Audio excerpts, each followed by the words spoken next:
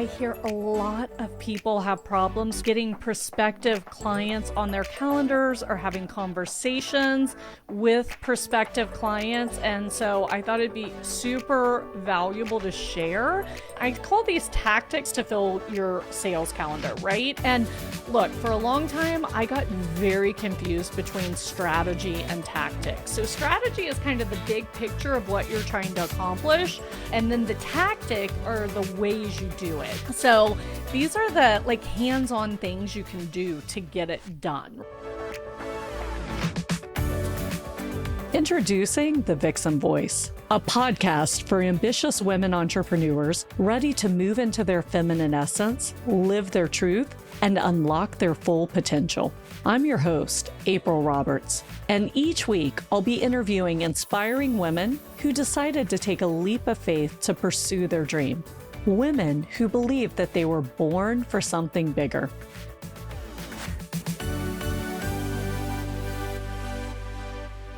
Hi, everyone. So excited to be here today. We are talking about an exciting topic because this is what I hear a lot of people have problems with, which is getting prospective clients on their calendars or having conversations with prospective clients. And so I thought it'd be super valuable to share because my calendar is absolutely full right now. And so I just kind of wanted to share ways that we're doing it. You know, this was the most challenging part of the first year of business. So it's my first full year with the Vixen Gathering. I have been working on it since 2020, but I still own my other business until March of last year.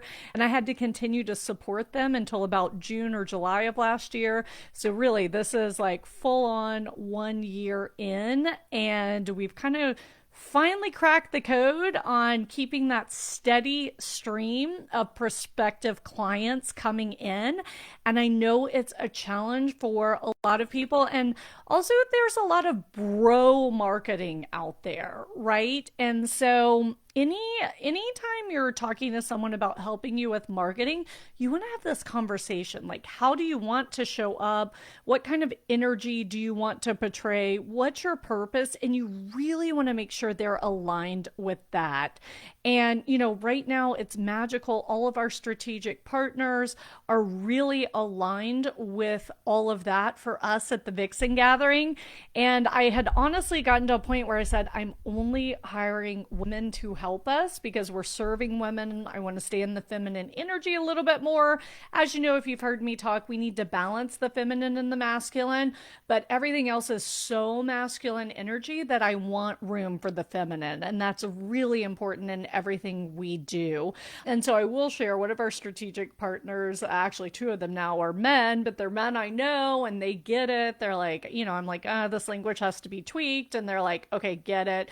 So I'm not saying you have to be so strict in who you work with, but it's really important to be aligned on, again, your purpose, your energy, how you want to show up, and make sure anyone supporting your business is aligned with that. So I'm going to kind of dig in. I actually made a list yesterday. So today is going to be pretty tactical. It's not going to be me sharing a ton except for examples of how things go. Tactics to fill your sales calendar. And, you know, I know a lot of people don't love the term sales.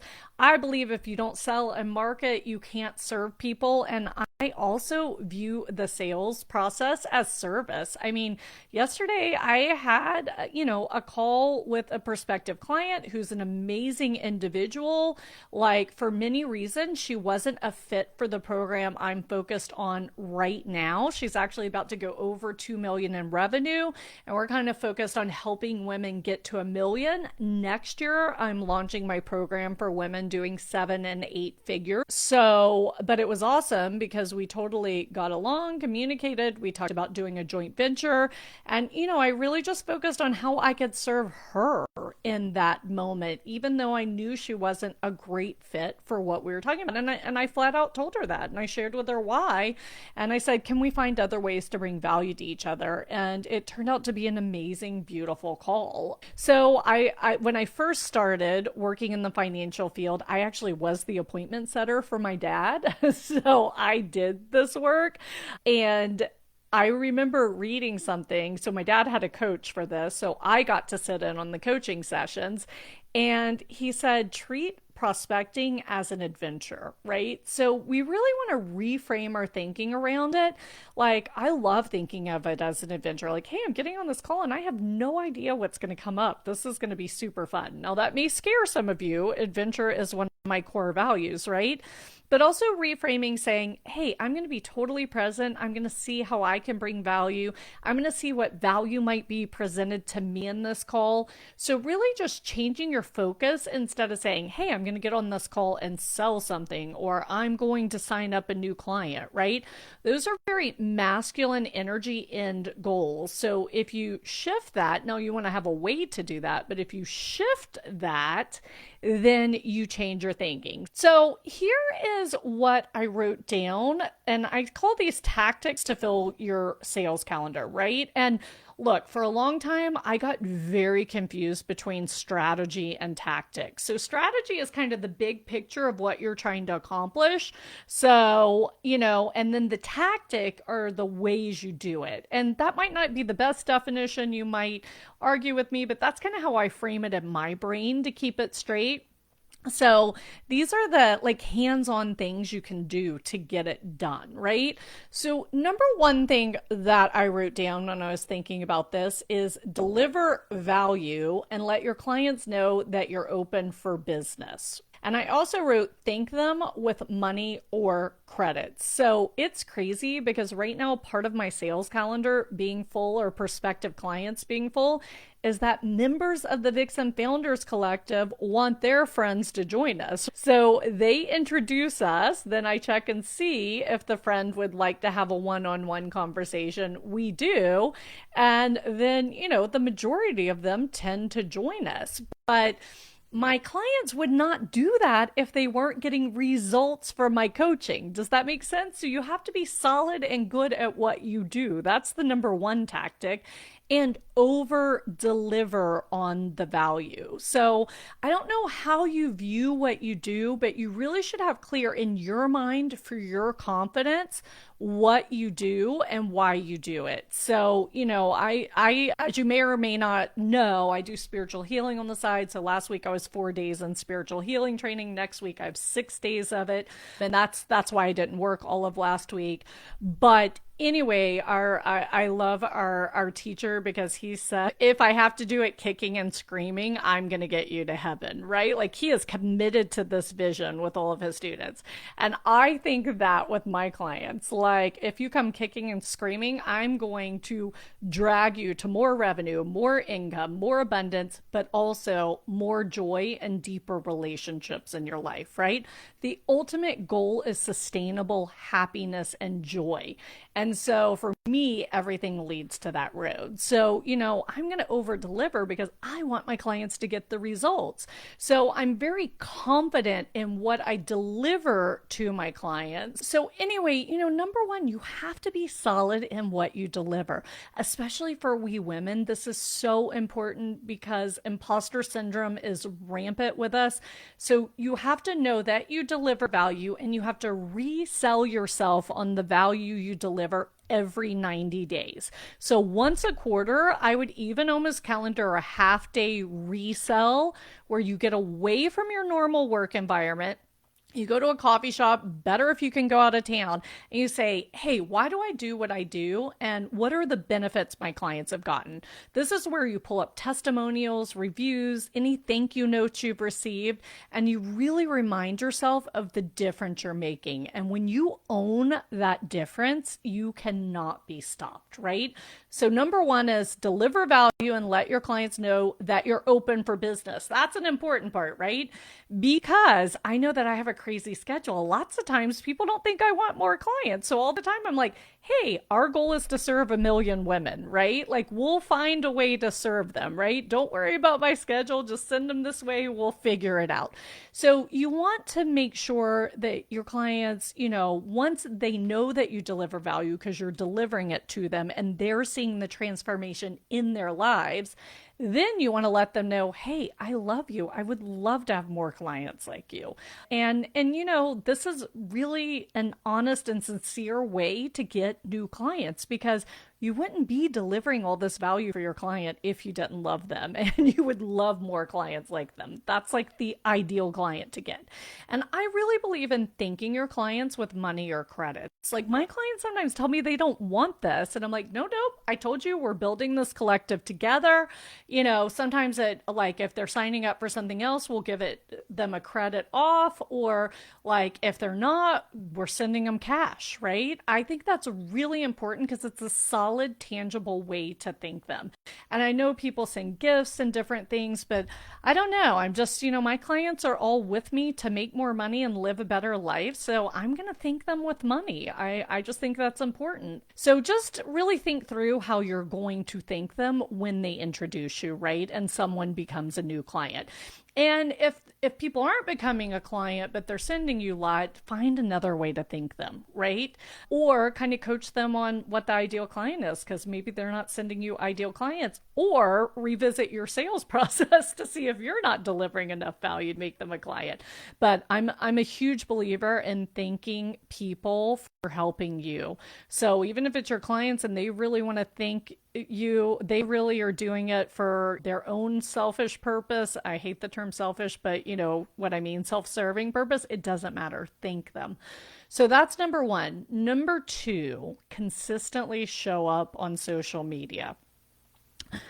I know that this is a tough one that people struggle with. And honestly, right now, I just had a healing to remove the negative influence of social media. So if you're feeling that, I can help you with that. I've been trained on that. But, I try to actually spend less time on social media. So I'm being very conscious of when I'm on there that I'm making impact, right? Or maybe you delegate. Be careful of delegating. You still want to make sure they're putting forward your energy, your message, your values, right? So you want to make sure you're being well represented.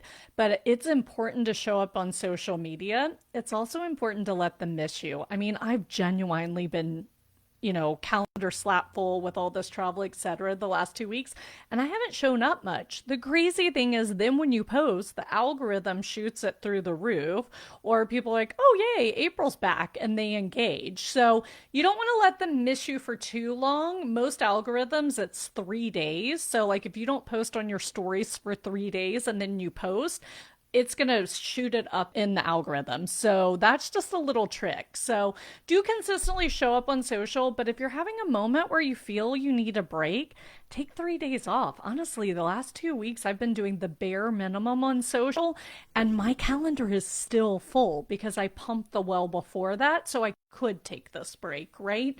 But at the beginning, you want to be consistent and just show up. It doesn't even matter what you're saying, but you want to show up. Number three has to do with that.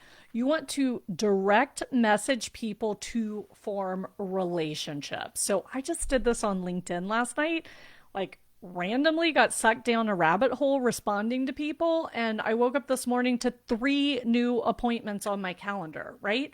This freaking works. It's called having a real conversation with people. People are always like, well, what do I say? How do I do this? What's my script?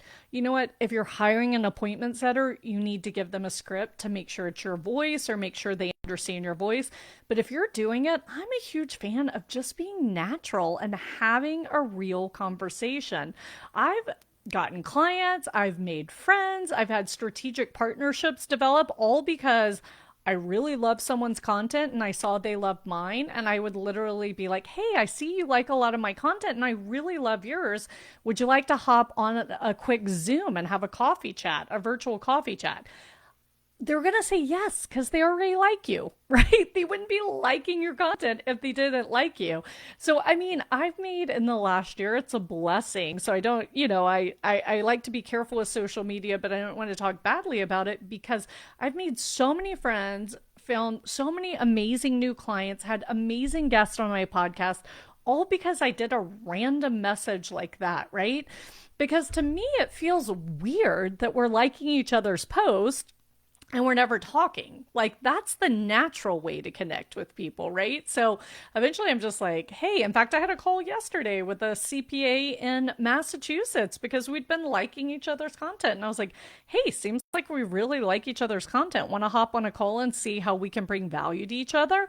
And then she's going to come kick the tires on the Founders Collective and check it out. And she invited me to be on a TV show with her. I'm going to have her on my podcast. Like, all these great things happen just because I basically said, hey, I want to be your friend, right? So I just don't overthink this. When your intuition tells you to reach out to someone, reach out, but direct message, not in the comments, because that then becomes a private one-on-one conversation. You can go deeper, and also it helps your algorithm because now that social media sees you as friends, and they're going to promote your content more to this person, and they're going to promote their content more to you, which gives you more chance to show up as well. So number one, deliver value and let your clients know that you're open for business. Number two, consistently show up on social. And number three, DM to form relationship. Number four is have a networking calendar.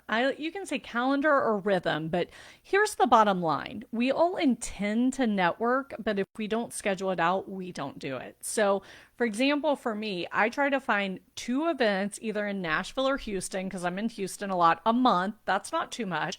Like 2 events that I'm going to attend. Sometimes they're big, sometimes they're small. It doesn't matter. It just keeps me in the habit of putting myself out there. And guess what? I've made tons of great friends this way.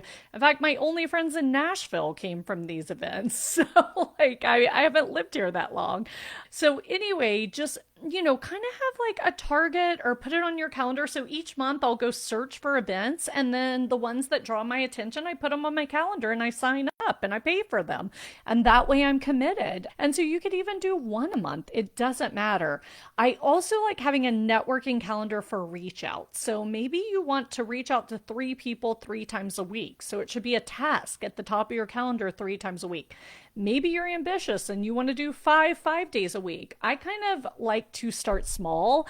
I'm now up to, some days I send 30 DM messages. One day I sent 50 something because one of my posts went viral and I really wanted to connect with a lot of the people. So I DM them. Guess what? Like, 1/10 of them respond to me. That's totally fine. Like, do not feel rejection. Like 1 in 10 are going to respond to you if there hasn't been a connection made yet. But you never, again, I did that, had a beautiful conversation with a woman. And next time I'm in Santa Monica, we're going to go walk on the beach together. All because she was one of those 50 conversations. So don't focus on the 40 that don't respond to you. Focus on the beauty that comes from the 10 that do. Does that make sense? So that's what I mean by having a networking calendar. So number 4 is have a networking calendar. Number 5, this is super important and we cannot always do it. So just be human about it, right? Respond ASAP. Speed equals trust. Okay, so when someone signs up for the Vixen Founders Collective, my team knows I want them in the collective within 24 hours. I want them in a meeting as soon as possible. And I want them like engaged as quickly as possible, right? I want them to get immediate benefit from the decision they've made.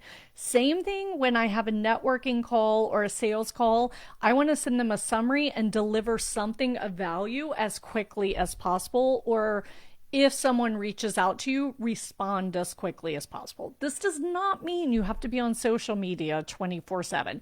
It means that you have set times on your calendar that you check. And when there's a message, you respond. So here's the key. It's more important that you respond faster than you respond perfect. This is absolutely proven in every form of marketing. So last night when I was responding, I found all these messages from last week when I was traveling and in healing training. And I was like, hey, just getting back from traveling and playing catch up. I'd love to hop on a call. Like, I'm just human. I just tell them, hey, I was traveling. I'm catching up, right? I don't make a big deal of it. I don't apologize. Be careful. Don't apologize, right? And I just go in. And Again, I woke up to 3 people in my calendar that I didn't respond to last week. So you don't have to be perfect, but remember speed equals trust. So this time, because a week went by, I'm making sure to respond to them ASAP. So just try to people think, oh, I'll talk to you again in 2 weeks. No, no, talk to them again the next day. 2 days. If you have to schedule another meeting, make sure it's the very next week, right? You want to keep the momentum of that relationship going. And remember, this is someone excited about something you're doing. You're serving them by feeding their excitement because that's how they're going to be best served. So that's number 5, respond ASAP. Remember, speed equals trust, right? And then number 6, follow up and give them something of value. So I kind of talked about that earlier, but I shared that I met this beautiful, amazing woman yesterday that it's not right for her to join my program, but still, I have a tool that would benefit her that I use in my coaching. So I'm going to send it to her, right? I'm going to make her life better. And then, when she has something, she'll send it my way. It's the law of reciprocity, but honestly, it's really just being a good person. Like, if you hear someone needs something and you have it, why not share it? Again, abundance mentality, right? Everything comes back to us. So that's number 6, follow up and give them something of value. Number 7, let them take a test drive. So I just started this because we have the collective. Before I had the mastermind, I had small groups. It was a very intimate setting where, someone new came in and out. It was disruptive.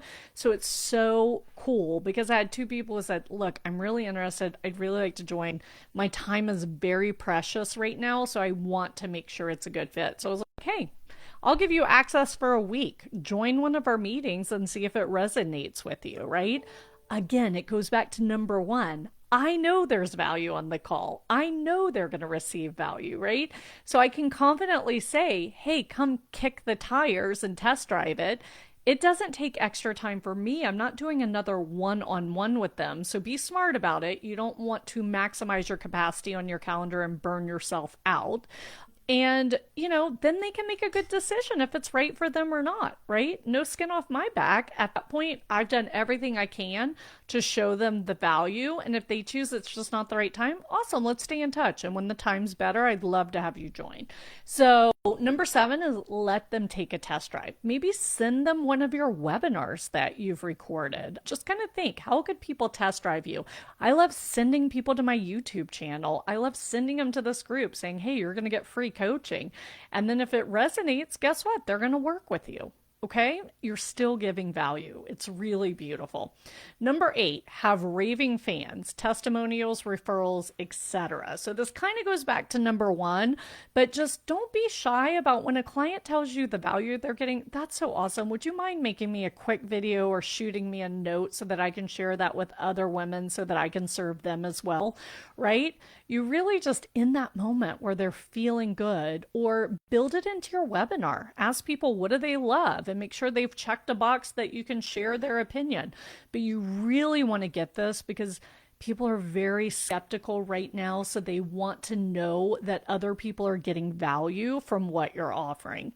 And the other thing I do is my collective group is so amazing. If someone's just like, hey, I really want to join, but they're skeptical, you know what? How about if I connect you with 2 or 3 women that are in the group and y'all can have a one-off conversation and see if it's right for you?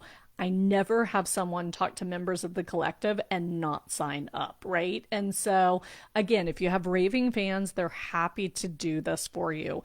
Yesterday, somebody was looking for a podcast producer. I saw that my podcast producer had raised her hand. It was in a Facebook group. I wrote a rave review of her right there so that I would make sure she got hired because she brings so much value to my life that I want to help her, right? So again, give praise to other people, including your clients, and highlight them when it's appropriate, and ask for it back as well. It's a give and receive. And number 9, talk about what you do everywhere. I just had a new client join us because we were chatting on a plane, right? And she is loving life and so happy to be part of the collective. So, and don't do this in a weird bro tactic way, but like when it comes up, talk naturally. Hey, you know what? I had a client struggling with that too. And like, here's what we did. one, you're serving the person in front of you, and two, they just might decide they want to become a client too. But like, be confident, be proud of what you do, and don't hesitate to share it with other people. Share it on live, share it on podcasts, share it in social media, share it in conversations, right? I always think back to Bethany Frankel, if you know who that is, and when she was on The Real Housewives of New York, and everyone made fun of her because she wore her skinny girl t-shirt, she had her car shrink wrapped in skinny girl, like all this stuff. And guess what? What did she sell her company for? Like $100 million. So the joke's on them right now, right? Like, live, own, and breathe what you do because it's your purpose and you're proud of it. So what's your version of that? So that's my 9 things. I'm averaging 12 calls a week. And the reason I only have 12 is because that's the only room I have on my calendar for it, right? Number 1, take away the excuses, right? Do this. Be real about yourself. Know where you make excuses and have solutions for that. And also have a community that lovingly points out your excuses and challenges you to go deeper. So that's number 1. Number 2, focus on what matters. There's so much noise and so many choices in today's world that if we are not focused on the needle movers, we are going to drown. So again, focus on what matters. Number 3, know that you're enough. And I can't say this enough. Like, one of the most beautiful things that came up in my healing training last week, and I probably will get emotional, but it's so beautiful how much God loves us exactly as we are, right? And whatever your belief system, just know that you are perfectly imperfect. And when you understand this, it is such a beautiful, magical concept. Maybe you can get better at something or this or that, but you don't have to change who you are. You are perfectly imperfect. Harness it for your ability. So know that you're enough. And if you're getting coaching, if you're getting consulting, if you're in a community that makes you feel like you're not enough, find a new one. It's that simple. Walk away. If you're in a relationship that makes you feel that way, run away, right? You are enough, and you have to know that every day. You are perfectly imperfect. Number 4, find a group you can share your wins and your challenges with, right? Be vulnerable, be open, celebrate, say, hey, I'm really struggling with this. And it's amazing the ideas that come up because you know the answer. You just need the right environment to cultivate that answer. Number 5, get a plan and execute. What are your goals for the next 90 days? What are your goals for the next 4 months? And how are you going to get there? And have backup plans. Number 6, learn the rhythm that works for you. So not all of us want to do 30 DMs a day. I get it. You might not have to. Look, I don't have to do that many anymore. I've already pumped the well, right? I can do like 5 to 10 and it's good. But start with 3 a day. Just really know the rhythm that works for you. So make sure that your calendar, your rhythm of activity works for who you are and supports your energy and your purpose.